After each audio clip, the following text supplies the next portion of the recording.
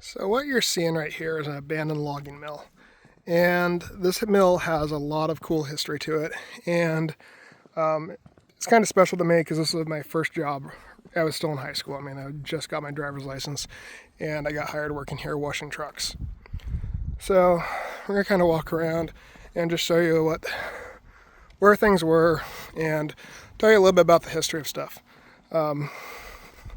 So history-wise on this mill, in 1937, the man that founded it, he started in the timber industry right out of high school. So he started logging and bounced around a couple places, and in 1955 he acquired this location. And it's a pretty decent sized plot of land here. And it was just a logging operation. So this was not just, it wasn't a sawmill at that point. It was a logging operation. So they kept all their, chainsaws and logging equipment out here.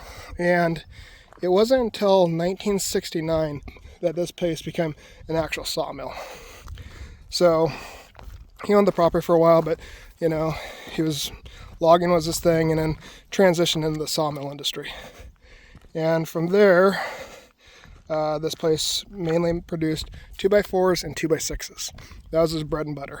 At one point, I think there was some veneer that was being produced out of here, but that wasn't during my time working here.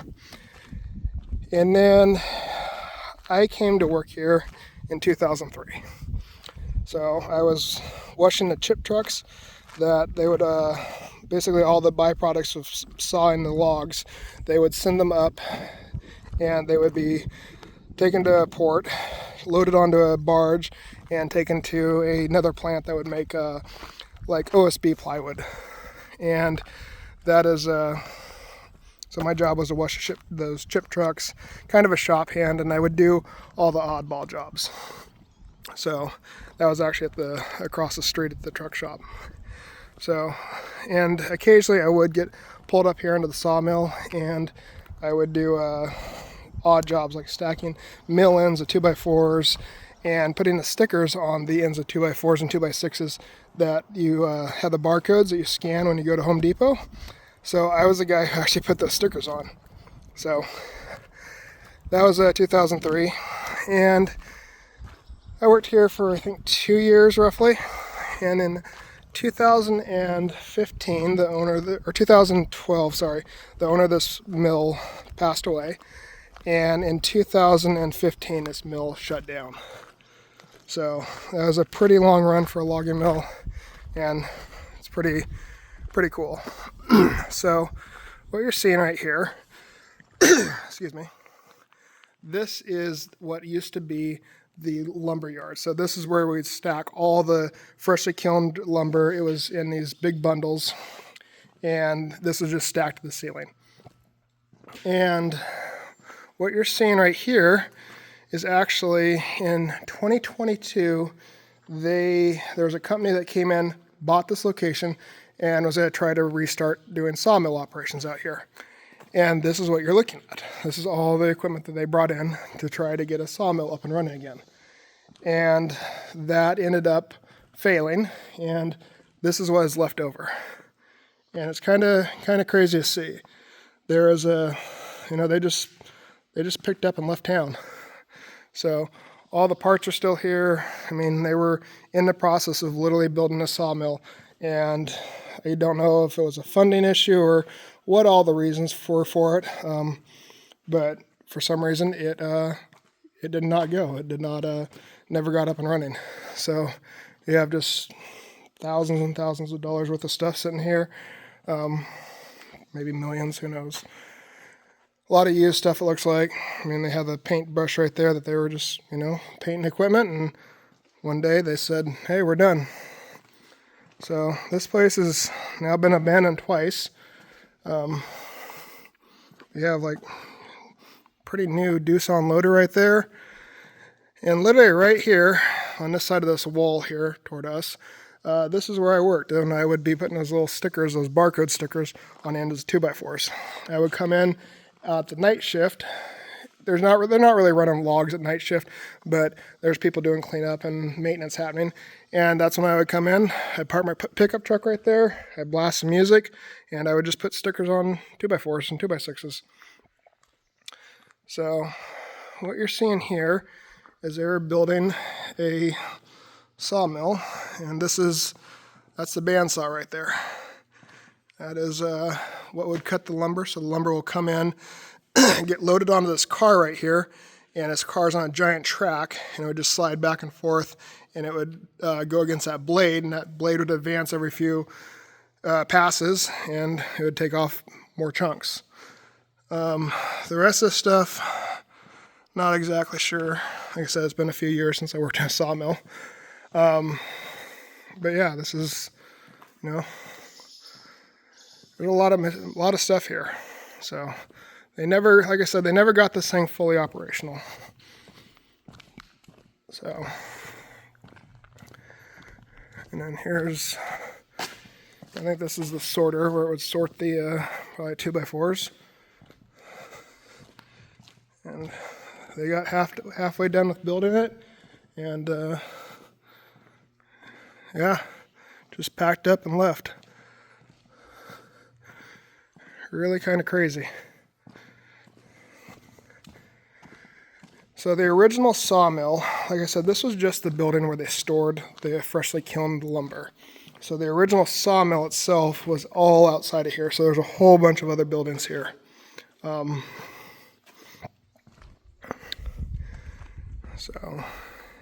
on the outside again, and like you can see, they're putting in utilities here. I mean, this looks like conduit for electrical. I mean, this all just came to a grinding halt. On this side right here, you have where this is our workshop, and this building actually is where they would, what was this? This was the, I want to say they kept like loaders and stuff backed in here in storage, like log loaders and stuff. The smaller ones, not the big Laterna log stackers, but like smaller loaders and forklifts and stuff were stored sitting out here. But this new company that bought this place, this was their workshop. You can see they, this is only 2 years ago that they bought this place and started work on it. And so they brought in all the stuff. Because when they bought this site, none of this stuff was here. It was literally just this empty warehouse building. This one we're standing under here currently. And there's a big empty paved lot, and they brought in everything else you see here. So this big crane here, everything. And this is kind of a remote location, and so yeah, this is not cheap. So right over here, this is the big processing conveyor belt that they would bring logs on. So they load them out here. And just on the other side of this door here is that big saw blade right there, that big bandsaw. And as you can see, this is the stand for the conveyor belt that just never got built. So, I don't know, maybe they got maybe 30-50% of the way through getting this thing operational.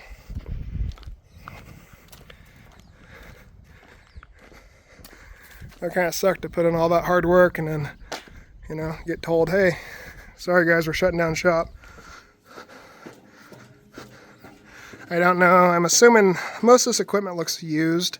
So I'm sure that they bought this at a, auction or something, or from some other mill and brought this in here. And none of this looks brand new. Actually be careful where I'm stepping because I don't want to step on a grate or something that's not welded down, because like I said, this is all in the process of being built. I'm going to zoom you in here. Got the rust already forming on this hydraulic cylinder. So, and what that is that's the output roller, and this is the debarker. So there's some blades that spin around inside that drum there, and that will peel off all the bark. There's the blades. And then they feed the logs through, and that's what peels off the bark before going into the mill for the milling process. Like I said, I'm just being cautious on where I'm walking.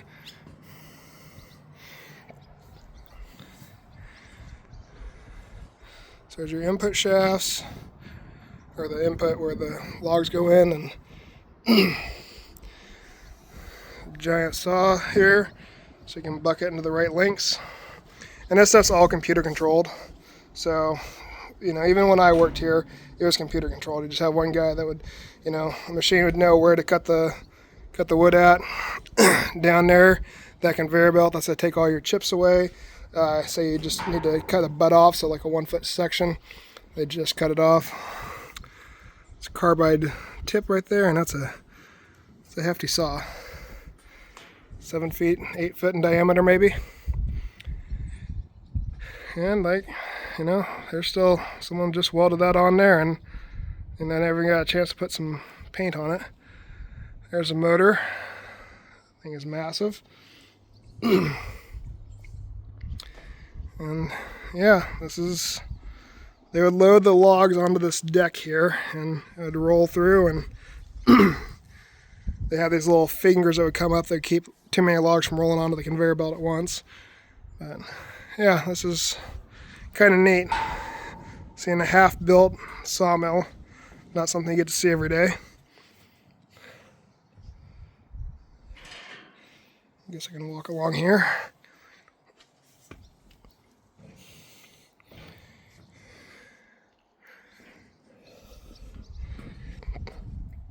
Like I said, this is, some of this walkway surface does not look the best, but just being careful where I step. It's only about a 20-foot fall, you know, I'm sure it'll be fine. So there's your big old motor there. There's my paw for size right there. That's, you know, you can take your guess, it's not a small motor. This is the track for the electrical conduit that never even got ran. So, kind of crazy. You're using Connex boxes for the probably the power transformers, I'm guessing.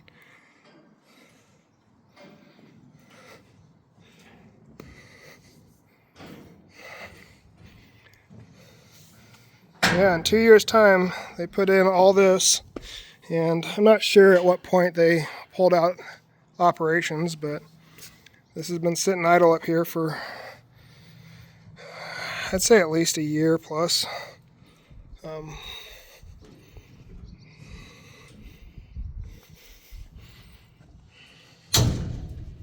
Hopefully I don't find a wasp nest in here.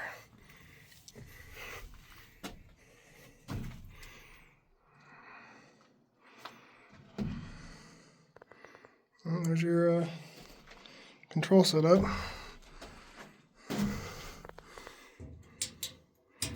This is all custom. They're just putting in whatever button they think will work there. Even got the green algae on the seat. And then there's your power box right there, or I guess that's probably the relay box. Never got finished.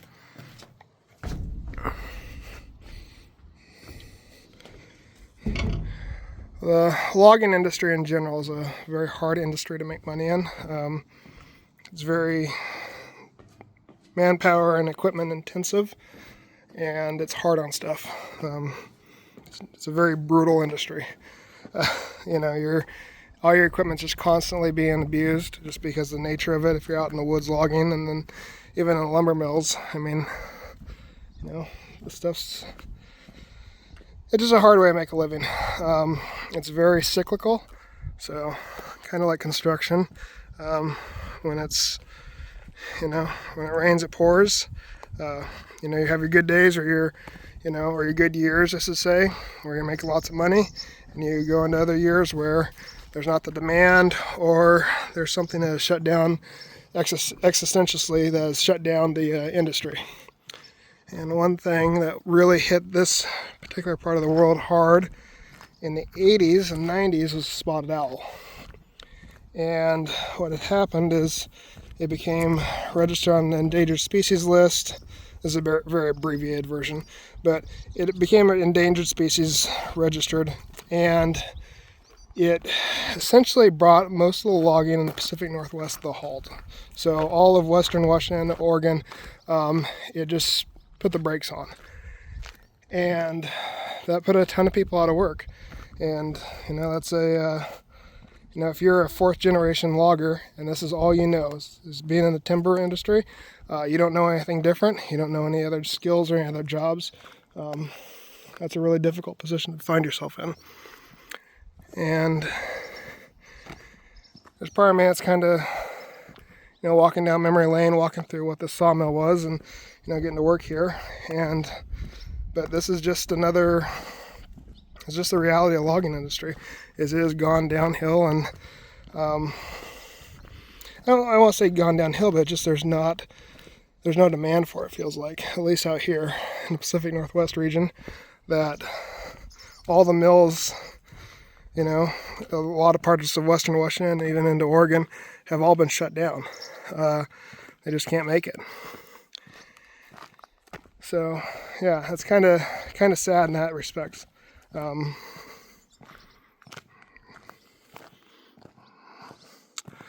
There's one hefty old wasp nest up there.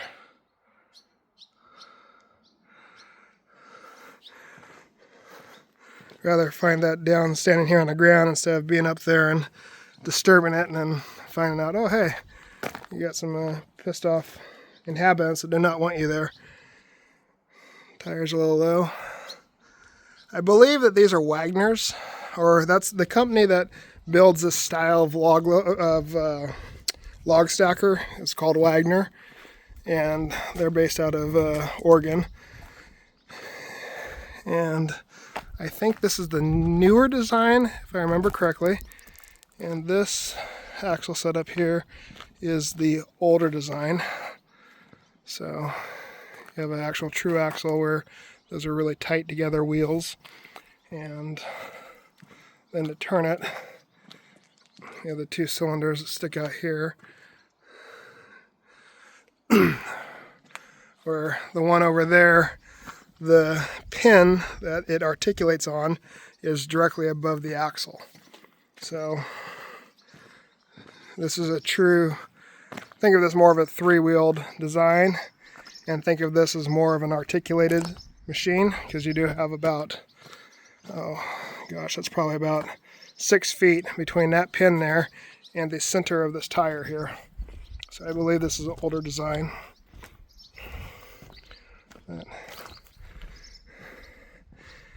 there's just a ton of equipment here that never got installed. It's just sitting here rotting away. These log stackers are cool though. I've never got to actually run one. I had to wash them and stuff and help with some of the maintenance on it, but never got to run them. The one at this mill ran in the day was a Letourneau, and it was a diesel electric. So diesel power plant, run an electric generator, and then I want to say I think it was AC drive. So then you just had these giant cables that would go to these motors, and the motors would run the drive wheels. It would run the boom up and down. It had a cable system. It was a really old log stacker. It was one of the first Letourneaus, one of their first log stackers, and they kept up on the maintenance on it, and they just kept it running. But yeah, this thing's got disc brakes.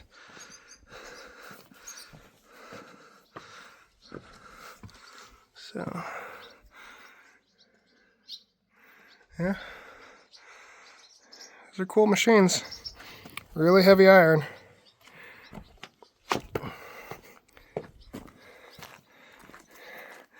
And the reason you're seeing what seems to be two sets of pinchers there is the smaller one is for, sorting logs, so, you can pick them up, pick up 1 or 2 logs at a time. Same thing. You can essentially articulate out the back jaw and the front jaw past this tongue here, and then you can pick logs with it. So if you're wanting to pick individual logs out of a pile to, separate them, then that's what that's for. I'm going to assume that this is the Ritchie Brothers special paint job, because They didn't even bother taping off the hydraulic cylinder. So I don't know if it's Ritchie Brothers that did that, but you see these auction houses that get a piece of equipment and they paint everything and they don't always tape everything off, and so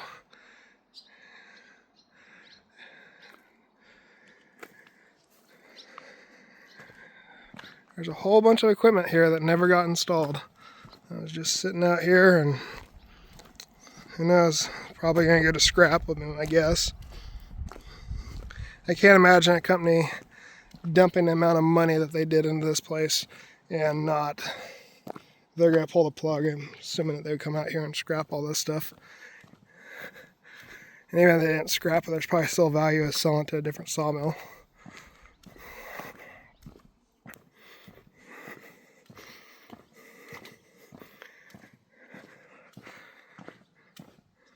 Yeah, 1969. Yeah, it was 69 to 2015. Which, for a company that's owned by one person, and especially in the logging industry, that's a pretty good run. Most companies don't stick around that long, and if they do, they get bought up by bigger corporations, and they just become a part of a corporate conglomeration. So giant drive wheels for those bandsaws in there.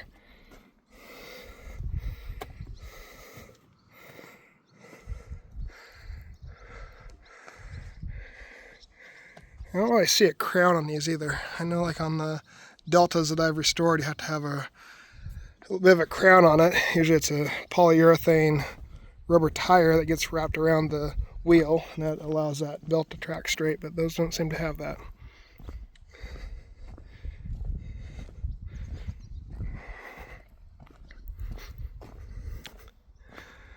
So when this mill was operational, that warehouse was there, and basically everything in front of the camera here was the sawmill itself. So you have essentially just a couple warehouses and that hold all the equipment, and that's where the cutting happened, that's where the debarking happened. Way over by the tree line there, they have these big chip towers that would hold all the chips, and they'd be able to drive a truck underneath of it, and it would open up these doors at the very bottom, and it would fill it with chips. So nothing went to waste here. And some of the chips, it was the stuff that they couldn't sell as chips for the OSB.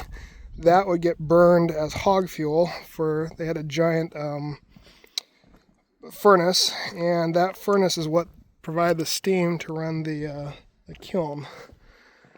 And you could always see this just tower of, it looked like smoke, but it was steam coming out of this place. And it was just how they heated the place and how they dried everything.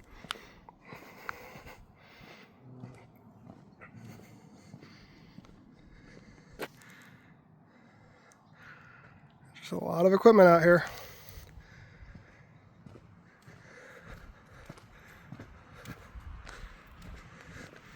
Kind of nostalgic for me to be back here walking around. This is the site of my first job, and it's sad to see that shut down. I think in the heyday, I think they had about 75 people working here. It was less than that when I think it went shut down in 2015. I think it was like 45 was the number I remember reading. But it was a cool place, to be around heavy equipment and all the machinery, and I love that as a younger person. And now it is just being slowly reclaimed by nature. Somebody else has tried to make it work, and that is so far failed.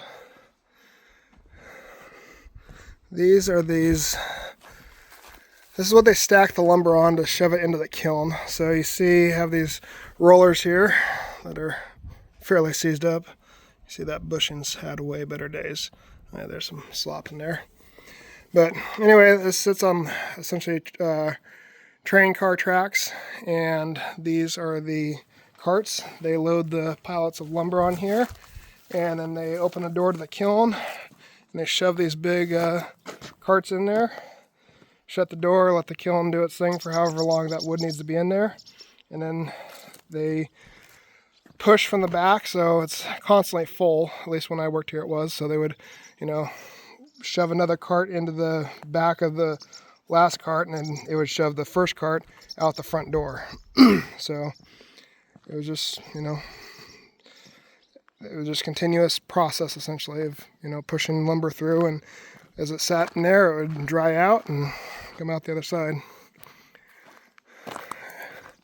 These are the doors for those chip hoppers. So this is one side. These teeth would mesh up to one of these other ones here, and that would open up, and that's what allows you to drop all the chips into the chip trucks.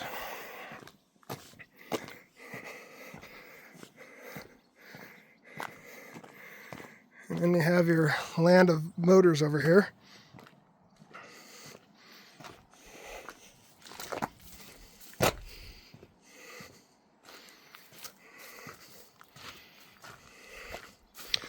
And you get to see it all spread out like this and unassembled. It's really kind of fascinating how much goes into making one of these mills work. It's not just a simple, saw and kiln. I mean, there's a lot of pieces here.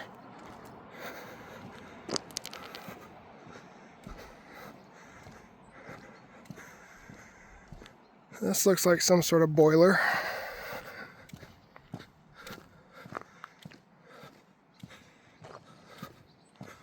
Like I said, all the original stuff from when I worked here was scrapped, and I just left that big warehouse there. So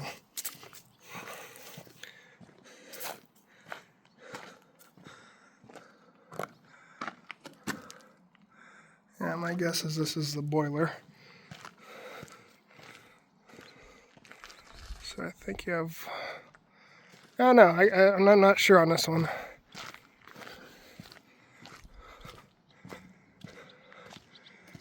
Yeah, I probably put the plum water in there, and yep, there's the tubes. So that honeycomb shape of tubes, those run all the way through it. The smoke and the heat is exposed to each one of those tubes as it's going up the chimney, and transferring that heat into those tubes converts it over to steam from just pure water, and that's what you use to dry the wood. And any heat you need or any pressure you need, you got it right there on site.